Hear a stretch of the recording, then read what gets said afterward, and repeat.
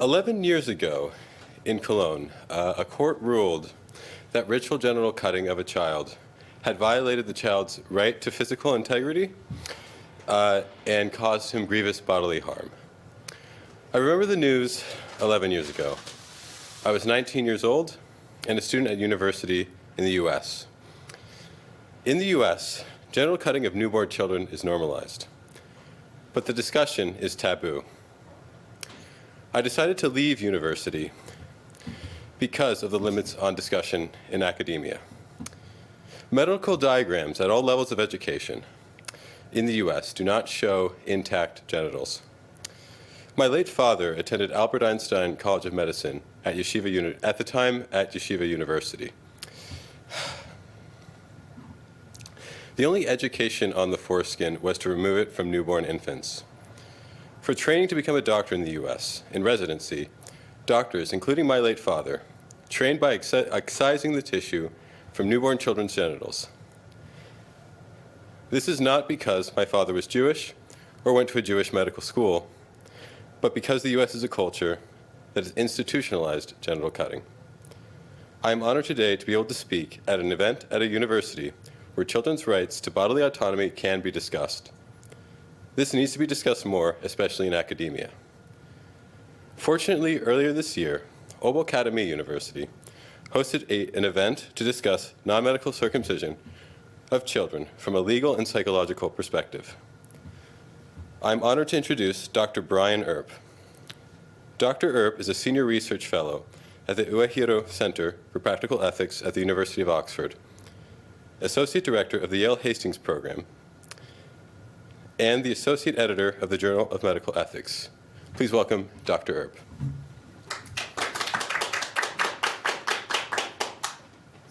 Thanks very much. So I'll just pull up my slides, which are right here, and then we can get started.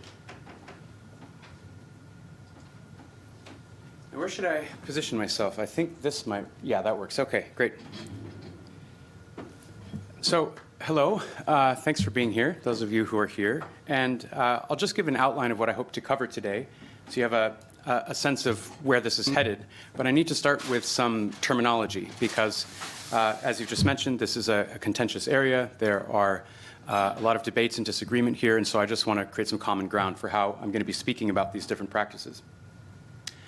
I'm advertising a talk on genital modification, but in a way that's somewhat misleading, because one of the main practices I'm going to be talking about today concerns something that is, in some contexts, called ritual nicking of the vulva. Now, let me give some background on this. This is a common practice in parts of South and Southeast Asia, where it's, in that context, considered complementary to penile circumcision or male circumcision. The idea there is that girls have just as much a right as boys do to undergo a ritual initiation into the religion.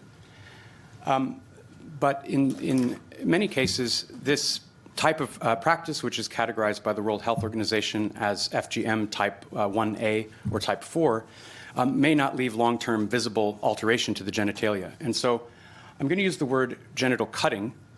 This is to emphasize what's at stake, that an incision is being made, which carries both physical and emotional risks. But I'm going to set aside the question of how much alteration actually takes place, or how much modification takes place. I'll talk about FGC, which just means cutting of the genitalia of a child with female typical sex characteristics. MGC, cutting of the genitalia of a child with male typical sex characteristics. Again, they may identify differently in terms of, say, a gendered self-conception. And the reason why I want to talk about penile circumcision rather than male circumcision throughout this talk is to account for this point. Many of us are aware that the sex categorization at birth that is given by doctors is a response to the external genitalia. How people are socially categorized in terms of their gender as they grow up, and then in terms of their self-conception in terms of gender, may depart from that initial category into which they were placed. And so I'd like to talk about penile circumcision when I'm making a medical or an anatomical argument. But of course, the tolerance for genital cutting in the case of penile circumcision has to do with the fact that the children being cut are socially considered to be boys. If they were considered to be girls, then it's possible that the response would be different. And then intersex genital cutting refers to genital cutting of children who have genitalia that are neither stereotypically or readily classifiable as male or female. I'm not suggesting that intersex is a third sex. Some intersex people will categorize themselves within the binary. They'll say I'm an intersex male or an intersex female. So I'm just talking about any variations in sex characteristics that don't line up with normative models of male or female according to current biomedical classification. And so as you can see just from this initial terminological discussion, the law, which currently treats people differently on the basis of their sex categorization, is going to be hard to sustain because as people are learning more and more about those with variations in sex characteristics, with differences of sex development, with intersex traits, we're going to have to think of how as a society we respond to children with all different types of genital anatomies rather than having separate rules for different categories. So here's what I hope to do over the course of this talk. I'd like to help you understand some recent legal developments on child genital cutting broadly construed. I'm going to start with female genital cutting of minors, as I suggested, and then I'll work through the implications of these legal developments for male and intersex genital cutting. And what you'll see from this discussion is that there's two main positions that are emerging within the bioethics literature and within law journals, which is a parent's freedom perspective, which suggests that parents should be entitled to choose genital modifications for their children if that's consistent with their own norms, beliefs, and values. And then a contrary position which argues in favor of children's rights, which suggests that irrespective of the parent's cultural identity or religious beliefs, children growing up in multicultural, liberal democracies should have a right to decide for themselves when they're able to do so whether they want to have surgical risk concentrated on their sexual anatomy. And so I'm hoping to give you the lay of the land and then equip you with some ethical concepts for how we can determine what's morally at stake in these kinds of decisions. So here's the immediate background. I realize if I tilt this way, I can see my slides a little bit better. There we are. Just a few years ago in the United States, which is where I'm coming from, the federal ban on what's legally defined as female genital mutilation was struck down. And this was really a shocking event for many people who have been advocating against female genital cutting for many years. Just a few months after that, strikingly, the US Justice Department declined to defend its own law, its own federal statute, against what is here in the New York Times being called female circumcision. So it's interesting that in the same newspaper over the course of a couple of months, the terminology changes as to how this practice or set of practices is being referred to. So why did this happen? Why was the US law against FGM struck down? What's the context of that legal decision? And then what's the future of law and policy in this area? I'm going to put a lot of text on this slide so you can get the whole argument, and then I'll go through and look at each point in more detail. The backdrop here is that in 1996, which is when the United States passed its special legislation forbidding what's defined as FGM in the law, this resulted in a different legal standard for minors who have a female normative or female typical, male normative, or intersex traits with respect to genital cutting. And so this difference in the legal standard in how children with different sex traits were being treated is relevant to the federal ruling and why there's some inconsistencies and instabilities in the law. There's been this global zero tolerance movement for any female genital cutting that is not considered medically necessary. And that includes practices like those I alluded to earlier, the so-called ritual nicking that's performed in some South and Southeast Asian communities, mostly Muslim communities, as they're immigrating to Western countries and wish to continue their practice. So again, they do circumcision of boys and a pricking or nicking of the clitoral hood for girls, and they see these as equivalent practices. They're finding that what they perform in the case of girls is considered, in the United States anyway, a federal crime, and in other countries is similarly legally forbidden. And so there's a concern that if there's a zero tolerance for female genital cutting, including ritual nicking, including when it's done for explicitly religious reasons, that this may have implications for intersex and male genital cutting. And for those who are committed to performing penile circumcision for religious reasons, this is a troubling prospect. And so what you're seeing in the bioethics and law journals in the US and the UK is that defenders of ritual male circumcision who believe it should be legally allowed are arguing for parity. They suggest that what they would characterize as female circumcision should also be allowed. So to be specific about what they're suggesting should be tolerated, this would include ritual nicking, pricking, partial or total removal of the clitoral prepuce, the foreskin or hood, partial or total removal of the labia minora, and they stress that the clitoral glands should hopefully be avoided, although, of course, there's always a risk of injuring a part of the genitals that you didn't intend to when you're dealing with a child's underdeveloped sexual anatomy. So again, this big debate is playing out about whether we should now tolerate female circumcision because we tolerate male circumcision, or whether we should be more restrictive toward male circumcision because we advocate against female circumcision. And then in the midst of all this, children with intersex traits are being marginalized and left out, whereas they're often exposed to highly invasive genital surgeries, in part to prop up this perceived sex binary. So as I mentioned, sex-based distinctions are breaking down in law. You're starting to see a new set of lines being drawn between those who advocate for parental freedoms to choose genital cutting for their children and those who advocate on behalf of children's rights to be protected from such cutting. And just to drive this point home, those who are committed to allowing penile circumcision are advocating that current protections for girls be removed or weakened so that the practice be tolerated, at least in the case of what they call female circumcision. The counter movement argues that all children, irrespective of their sex characteristics, have an equal right to bodily integrity or to genital autonomy, meaning the future choice about whether their genitals should be altered for reasons other than medical necessity. And so this movement claims that all medically unnecessary, non-consensual genital cutting in minors should be, at the very least, discouraged by all appropriate means. There's a debate about whether criminalization, applying criminal penalties, is the way that this discouragement should happen. Applying the criminal law to a social problem has many potential side effects and can often be executed in a prejudiced way, and so it's not clear what should be done about this, but from a moral perspective, there's increasing agreement that irrespective of a child's sexual anatomy, they have an equal moral right to be protected from non-consensual interference with their sexual anatomy, unless there's a medical emergency.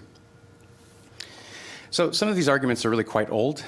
Dina Davis is a prominent American bioethicist and law professor who, in 2001, suggested that a collision course was being set up in the law between different treatment for male and female genital cutting. She says federal and state laws that criminalize genital alteration on female minors are so broad that they cover even procedures that are less substantial than newborn male circumcision, which is widely practiced in the United States as a sort of a birth custom.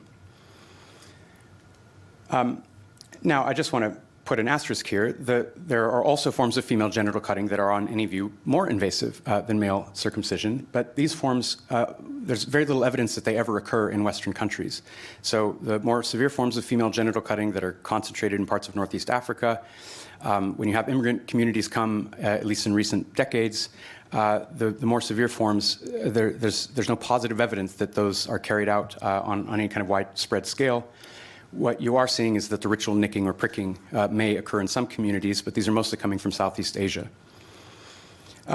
Davis argues that a complete laissez-faire attitude toward one practice coupled with total criminalization of the other has troubling implications for the constitutional requirement of equal protection because the laws appear to protect little girls, but not little boys from religious and culturally motivated surgery. And again, Dina Davis, who's a very forward-thinking bioethicist here, didn't think to include conversations about intersex, where, of course, that's now becoming a matter of public consciousness as a topic that needs addressing. So here's a schematic representation of possible genital morphologies that would be due to androgen insensitivity. And so regardless of whether a child has XX or XY chromosomes, there are a number of differences of sex development or variations of sex characteristics that can follow from this all along this spectrum. This happens to be the Quigley scale, and it concerns androgen insensitivity syndrome. So here's the current situation. On the left-hand side, if you have children born with genitalia that are normatively masculine, it's currently legal or treated as legal to modify their genitals without a medical indication, simply at the request of the parents for cultural or religious reasons. On the right-hand side, you have genital appearances that are more stereotypically feminine or feminized.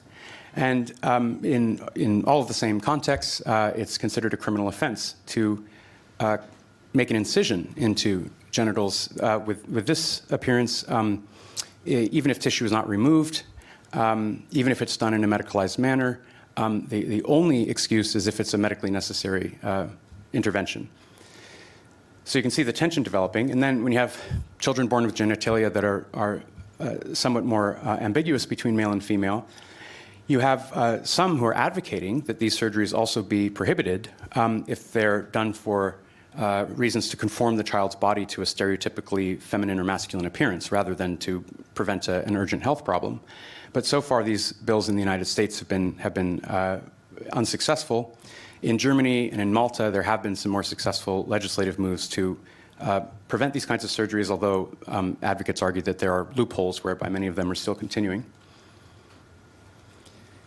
So this is just, as I said, a schematic. In reality, possible genital morphologies lie along an anatomical spectrum. They're not all equally represented. There's clusters at the ends, but it's possible for a child to be born with genitals anywhere along that spectrum, regardless of their chromosomes. And from a legal perspective, this raises the concern about at what point in this anatomical space does an organ that is characterized as a small penis, which is legal to cut, become a large clitoris, which is illegal to cut. And in the case of children with some intersex traits, there is no determinate answer to that question. A clitorophallis could either be characterized as a penis or as a clitoris.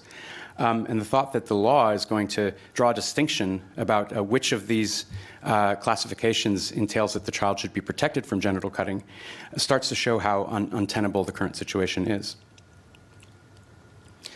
Now, of course, it isn't just children with intersex traits who are becoming a greater part of public consciousness. There's obviously many discussions, some of them quite political, about transgender people or people who identify as trans.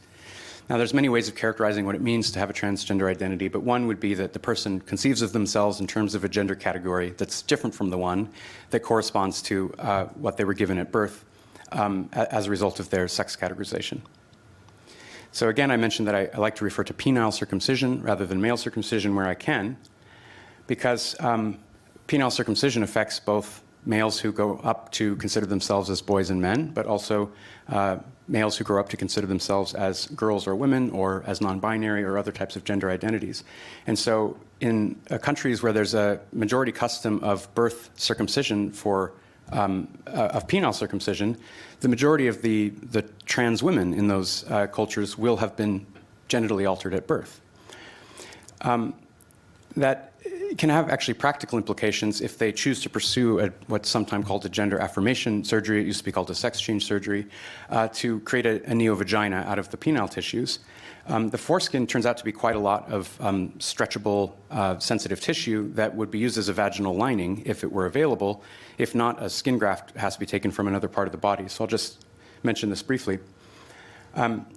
The most common technique to create a neovagina in the case of an adult transgender woman who wishes to have a neovagina is to use the tissue from the foreskin to create a vaginal lining. Otherwise, further full-thickness skin grafts from the proximal medial thigh may have to be transplanted, or other parts of the body are used instead. So again, just a very concrete consequence of penile circumcision for people who do not identify as boys or men. When I give talks in the United States, and I mention this, many people are confused because in the US, where circumcision is so common, as you mentioned earlier, many people simply don't know what a penile prepuce is, and they imagine it's just a little bit of skin. They think of it almost like a hangnail or something. They really have no idea of what is removed because the normative depiction of penises in the United States is in the circumcised state. Now, it's important to get specific about how much tissue is removed in the case of a typical penile circumcision because, as I was mentioning earlier, those who advocate that what they call female circumcision should be tolerated presume that male circumcision is sufficiently harmless so that it shouldn't be legally restricted. So they take male circumcision as the baseline of an acceptable amount of harm to inflict on a child, and then they say anything that's less harmful than that, on some view, done to girls should also be tolerated for reasons of gender equality. Now, of course, you could make the opposite, the argument in the other direction. You could say even pricking a girl's genitals is painful, maybe psychologically disturbing to her, and in any event, she has a right not to have her genitals modified unless she's consenting to that. And so then you might take the argument the other way and suggest that even a prick is too harmful to be allowed. So in the US, when people say circumcision's just a snip, I think they're imagining an infant who's having their penis modified. But of course, the penis grows by about 200% over the course of development. So even if you remove what looks like a little bit of tissue at birth, this amounts to quite a lot of tissue in the adult organ. On some estimates, this would be between 30 or 50 square centimeters of elastic, sexually sensitive tissue, at least enough tissue to cover the surface of a credit card. So this is quite a lot of skin that's being removed. And again, it varies. When you're performing a circumcision at birth, you don't know where to make the cut. There's no determinate line where the foreskin ends and the rest of the penis begins. The foreskin is just the name for the part of the penis that extends toward the glands. And so between a third and a half of the skin system of the penis may be removed when you're dealing with a diminutive organ. What is removed? It's soft mucous membrane with an outer protective skin layer. There is properties that allow the foreskin to preserve lubrication during sex and masturbation. It's hairless tissue. And so it's physically analogous in terms of its properties to the clitoral hood and the labia, where the labia join at the top of the vulva. They become the clitoral hood.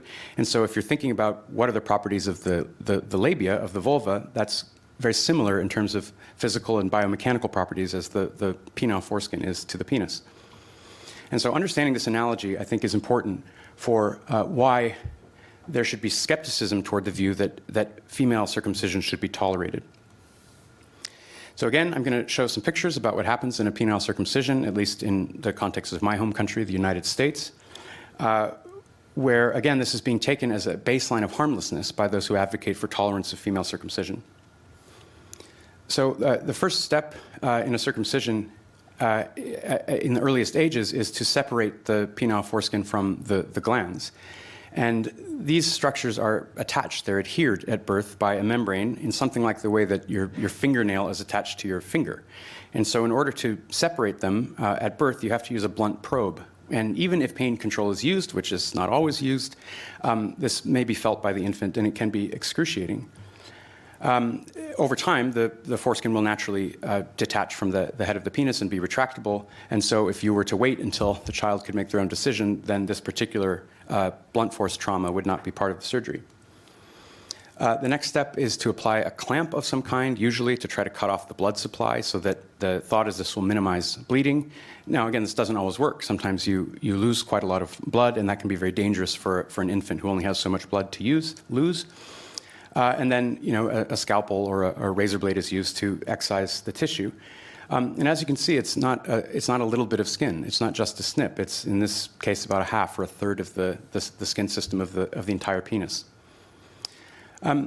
Furthermore, this is not just any tissue. It's also the most sensitive tissue to light touch sensation and sensations of warmth, which has been replicated in a number of studies now compared to any other part of the penis.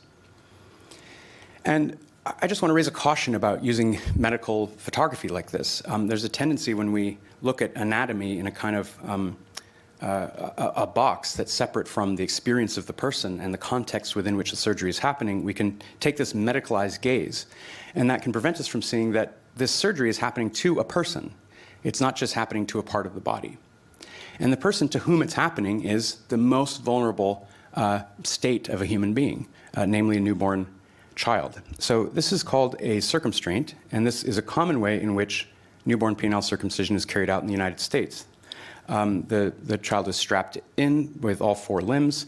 You can see that the straps are blue, and I think that is probably to play on the stereotype that blue is for boys and pink is for girls. That's the kind of way that this is implicitly being acknowledged that this is something that's done to boys in the United States. But I want you to imagine an alternate universe where the straps were pink and the same procedure were being done to a girl. Now, my own view is that it doesn't matter which color the straps are, and it doesn't matter what the sex characteristics of the baby. In either case, unless there's a medical emergency, no sharp instrument should be brought anywhere near this child. The child isn't a patient if they're healthy. And so there's a growing concern among medical ethicists that doctors already cannot ethically perform a surgery on a healthy child.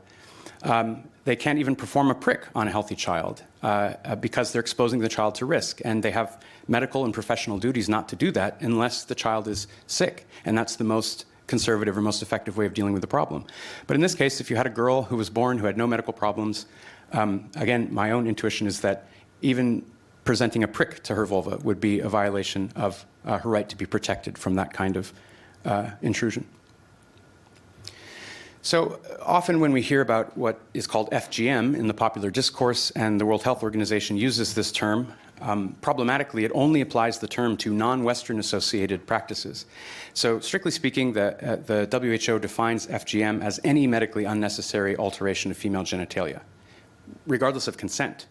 And so that means that a cosmetic labiaplasty, which is not medically necessary, should count as a mutilation on the World Health Organization's definition. But it doesn't have a campaign against cosmetic female labiaplasty, and it doesn't characterize it in reality as a mutilation, because the WHO acknowledges that if you choose to have your genitals modified and it reflects your values and preferences, you're likely to see that as a bodily enhancement rather than as a harm. But the point is that you have to choose it. If somebody performed a labiaplasty on a woman or an adolescent or a child without their consent, then I think, again, it would immediately be seen as an obvious and profound wrong, a choice that should have been hers to make. So when we look at this previous slide, instead of thinking about FGM, whatever stereotypical connotations that calls to mind, I want you to think of a Western-associated genital surgery that's sometimes performed on females. Imagine that a surgeon was proposing to perform an infant labiaplasty. Now, that should sound like a strange phrase. Infant labiaplasties are not performed. They're illegal. They would count as FGM, and a doctor would lose their license if they tried to remove any tissue from a young girl's labia.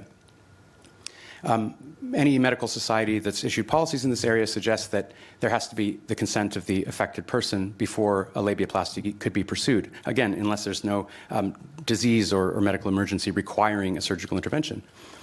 So the American College of Obstetricians and Gynecologists says that labiaplasty in girls younger than 18 years should be considered only in those with significant congenital malformations or persistent symptoms that are caused directly by the labial anatomy. And they state that surgical alteration of the labia, to any extent that's not medically necessary in minors, is a violation of federal criminal law. So the Medical Society points out that any medically unnecessary alteration of female genitalia in minors in the case of the United States simply is a violation of the FGM law. So thinking about this example is helpful. I think that when we think of FGM, we often think of something that's supposed to be totally sexually disabling, and we think maybe it's wrong because it's sexually disabling. But what anthropologists have been telling us for a long time is that ritualized forms of female genital cutting fall on a spectrum. They're done in different ways by different groups to different extents. In some cases, they're done by medical doctors, they're done in a sterile way, and relatively less tissue is removed. And so we're confronted with the possibility of what do we say about those cases? Do we still think there's something troubling about them? So what this suggests is that simply removing healthy genital tissue is not enough to make something a mutilation, if a mutilation implies a net harm, because people choose to modify their genitals on a somewhat regular basis. One person's enhancement, though, is another person's mutilation. If you changed my body and I didn't like what you did, or I simply wish to have been able to make the choice for myself, it's within my rights to consider what you've done to me a mutilation. So this just highlights the significance of choice and agent-relative preferences. You don't know in advance when you're looking at an infant how they will prefer their genitalia to look or function, whereas if somebody asks you to perform a genital modification, you have a better idea. It also goes to show that you can remove quite a lot of sensitive, healthy genital tissue without destroying the capacity of the individual to enjoy sex. So again, there's this problematic narrative that women who have undergone FGM are incapable of having orgasms or enjoying their sexual experience. And you often have women who immigrate from societies where some form of cultural female genital cutting is common, come to a Western country, and they go from feeling that they've been enhanced or beautified in line with their cultural customs to thinking, well, they've been mutilated, and then they're told that they don't have the capacity to enjoy sex. So I think that this is a problem. We shouldn't make some specific determination about how exactly a person will enjoy their sexual experience with genital modification. You can remove the labia, and a person can still enjoy sex. But the labia are also sexually sensitive tissue in their own right. And so by removing them, you necessarily alter the person's capacity to enjoy certain kinds of sexual experiences. The same thing is true of the penile foreskin. If you remove the penile foreskin, it will not necessarily cause sexual dysfunction unless something goes wrong. But you're removing quite a lot of erogenous tissue, which is something that can be sexually relevant in its own right. So if you share my view that infant labiaplasty is a wrong, if it were done, it would rightly be criticized, why is it wrong?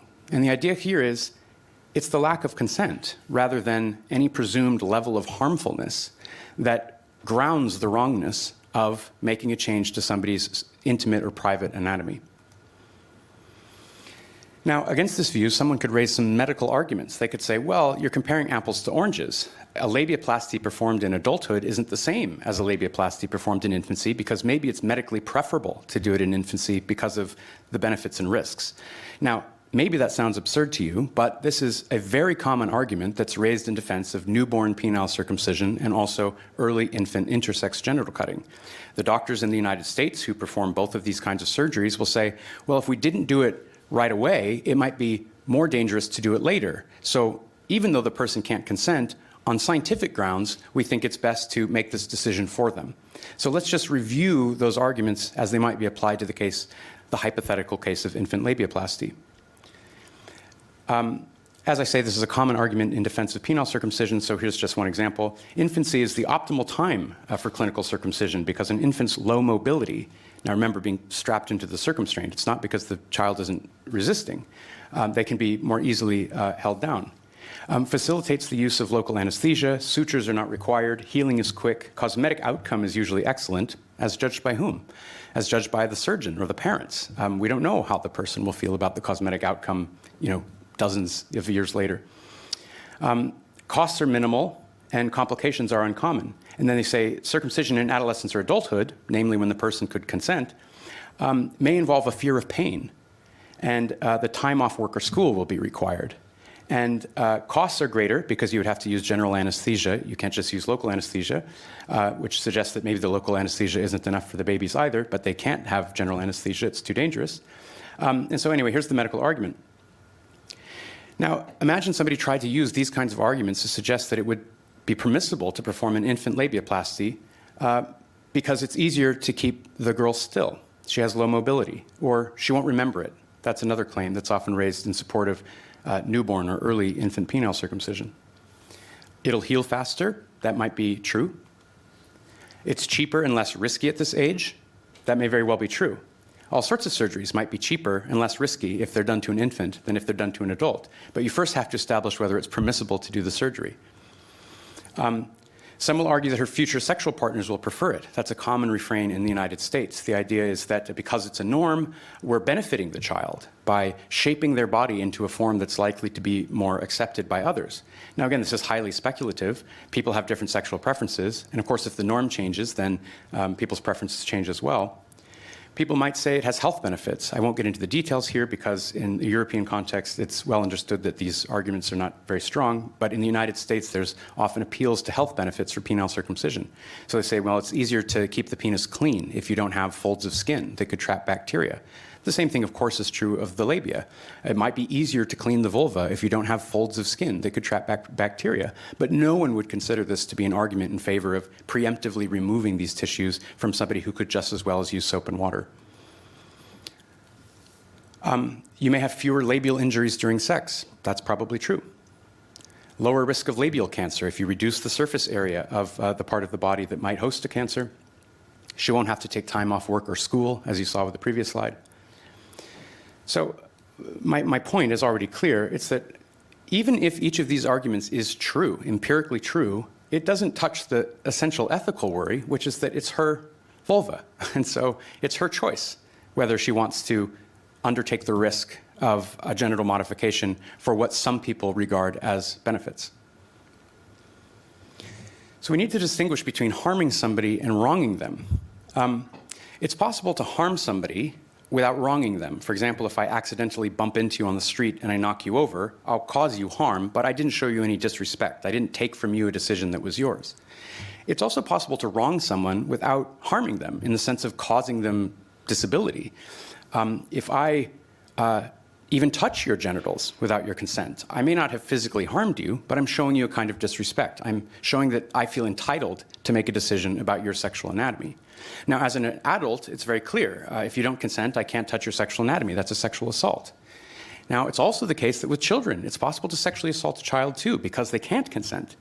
But if you just make the child more and more vulnerable until they become an infant, people somehow lose the thread, and they forget that permanently altering a child's genitals will mean that they will have evidence that their genitals were touched when they were younger, and not only touched, but surgically altered. And so if we think it's wrong to touch someone's genitals without their consent, unless there's a medical emergency and they need an emergency procedure while they're unconscious, then we should keep that lesson to the most vulnerable members of society as well.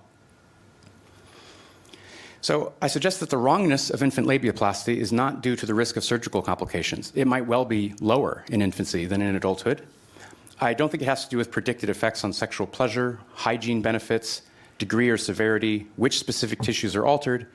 Rather, I think the wrongness is grounded in the fact that it's a non-consensual interference with an intimate part of a vulnerable person's body without an urgent medical need. That's the basis for the wrong, I suggest. And of course, if that's true, that would apply to children irrespective of their sex characteristics.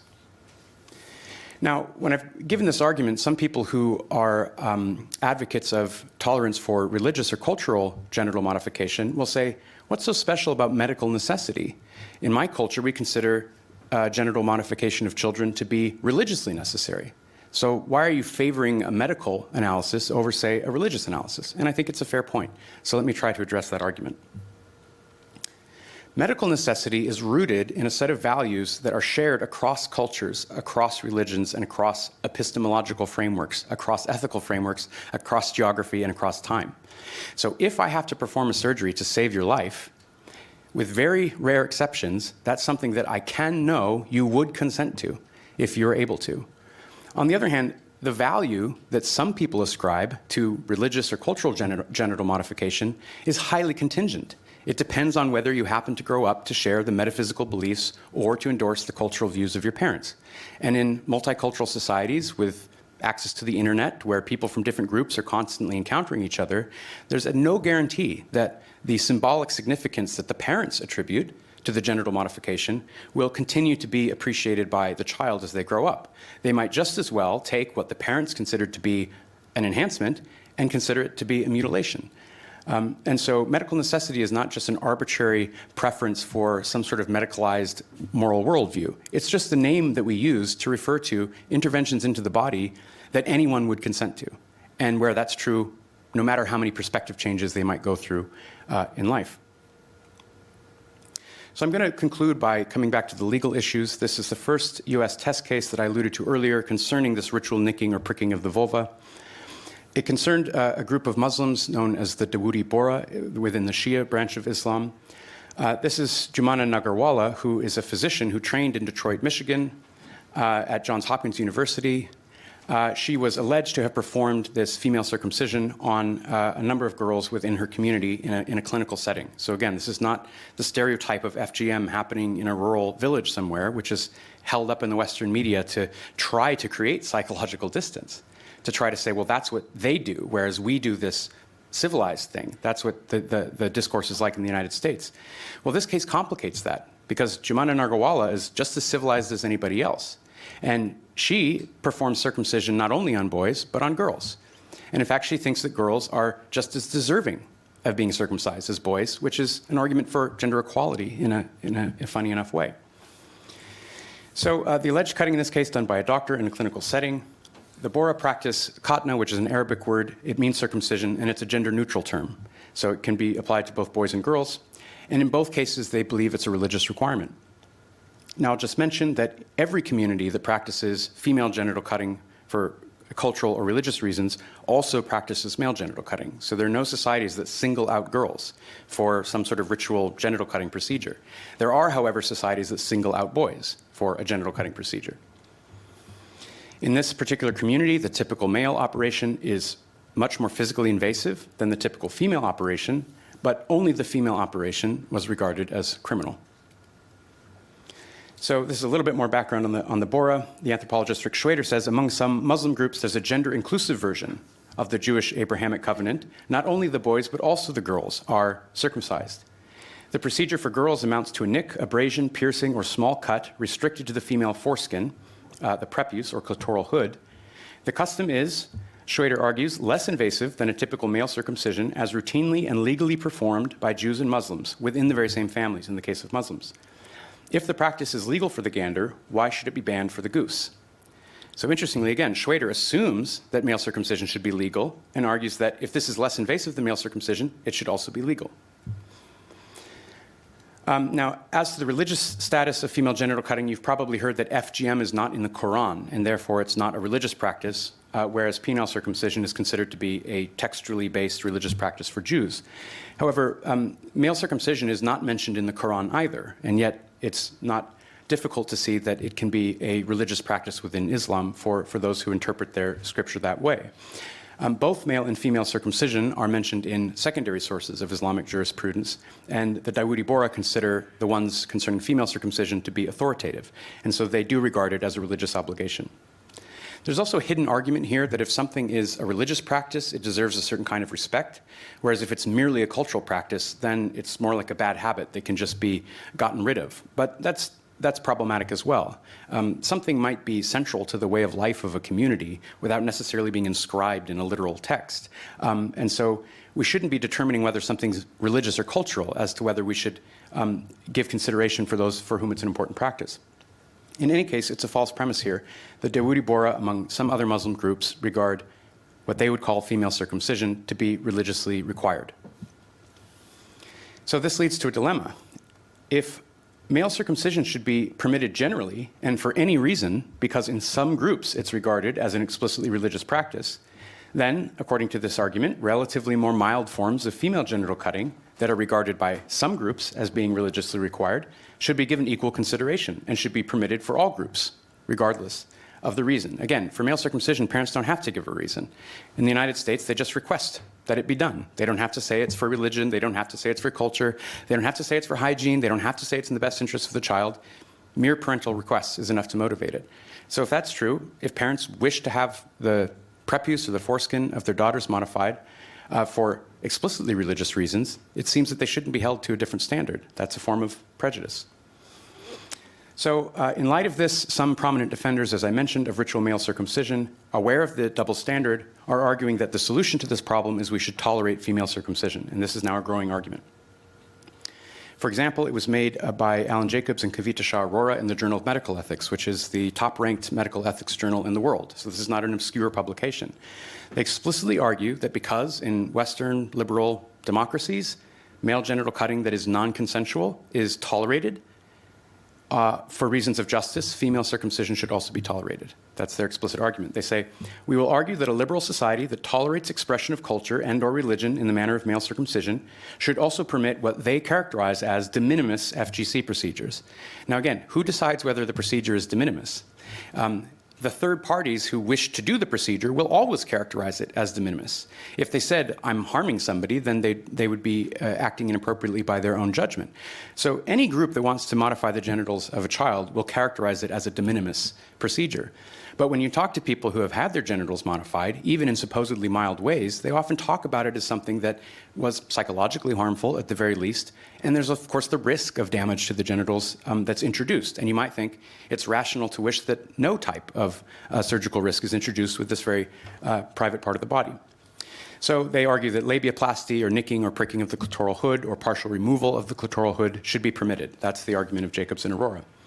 Because, they say, all Western nations, in fact, permit the ritual circumcision of men. So that's their explicit justification. I just want to highlight that they use the word men here, which is strange and misleading. It's not the case that you could ritually circumcise a man without his consent. That would be a criminal assault and battery on any view.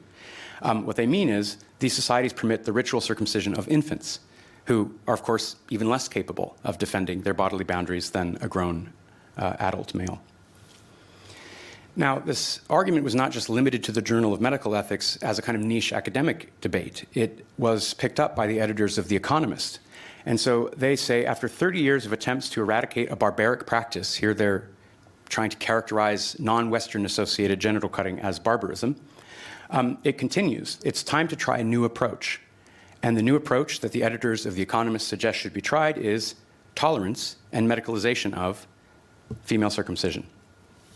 So what you're finding increasingly is that the presumed moral and legal acceptability of medically unnecessary, non-consensual male genital cutting, penile circumcision, is being used to justify arguments in favor of tolerance for female genital cutting. So this takes us back to where we started with the article by Dina Davis, which was very prophetic in certain ways. She says, as long as Western countries continue to countenance male genital cutting, the criminalization of even the ritual nick cannot fail to dilute the persuasiveness of the official stance against female genital cutting, while carrying the unmistakable taint of intolerance and double standards. So there are double standards here. There's the sex-based one that I've been alluding to. Children who are categorized as girls are seen as having a absolute legal right against any genital interference that's not medically necessary, whereas children categorized as boys are not seen as having any legal protection from genital modification. But there's also discrimination happening on the grounds of race and religion and immigration status. It's invariably the practices of unfamiliar immigrant groups that are treated as barbaric, whereas practices that are done by licensed medical professionals in the United States are treated as civilized. But that's an old form of prejudice that we should be very wary of. So what happened in the court case? This went before the judge, Bernard Friedman, who's a federal judge for the District of Detroit in the United States. Amazingly, as I said at the beginning, he's just struck down the anti-FGM law. He said it was unconstitutional, and he made a very peculiar argument for how that's the case. He said, the United States has a federal form of government, which means that the national government can't pass laws for all 50 states unless it's been explicitly assigned that task by the Constitution. Local laws have to be passed by the states. And he said, in this case, we're dealing with something that is local criminal activity. So the federal government didn't have the right or the authority to pass a law affecting all 50 states. Each of the states has to come up with its own criminal penalties for crimes as defined within the state boundaries. So this raises the question of what exactly is the crime in question? Judge Friedman argues that the crime is the crime of physical assault. So he says, pricking of the clitoral hood for explicitly religious reasons on a non-consenting person is already a crime. It's the crime of physical assault. This is now a growing argument among many legal scholars who argue that that's true not just in the United States, but in the whole Anglo-European sphere of law. If you cut somebody's body without their consent and without a medical emergency, that's an assault and a battery. You don't have to have a special ban or a special law saying that it should be illegal. So he avoided confronting the gender equality issue at the federal level, but he's just passed it down to the states, because if a prick to the clitoral hood is an assault, then removing the penile foreskin, which is a much more serious intrusion into the body, has got to also be a physical assault. But he didn't draw that reasoning out. Nevertheless, he was clearly aware of the tension here. He said, as laudable as the prohibition of a particular type of abuse of girls may be, it doesn't logically further the goal of protecting children on a non-discriminatory basis. So that was his rebuttal of the US federal government's argument that FGM had to be banned on grounds of gender equality.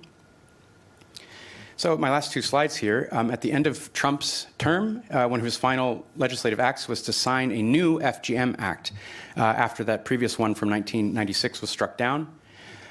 Some cosmetic language was added to refer to interstate commerce, so the idea is that there's some legal excuse for why the federal government should be able to pass this legislation. But the legislation is now even stronger, saying that even pricking of the clitoral prepuce is now explicitly defined as mutilation. And it's also explicit that there should be no religious exception for that.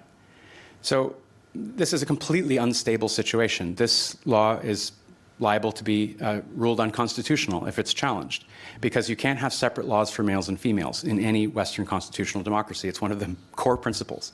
And so the current situation is untenable, and we as a society are going to have to figure out how to resolve this tension in a way that treats people fairly, irrespective of their sex characteristics, irrespective of the religion of their parents, irrespective of their cultural background, irrespective of their immigration status. So I think the future of law and policy is going to shift from The x-axis of this graph, where it is now, which is deciding whether the child has stereotypically masculine or feminine appearing genitalia in terms of whether it's okay to cut their genitals, to the y-axis, where the decision will be based around, does the person have the capacity to give consent to the modification of their genitals, irrespective of what their genitals look like. So you'll see the children's rights and the parents' freedoms contingencies debating on this question, whether consent is really the core issue, rather than sexual categorization or presumed levels of harm. So those are some references just for the record, and thanks for listening to the presentation.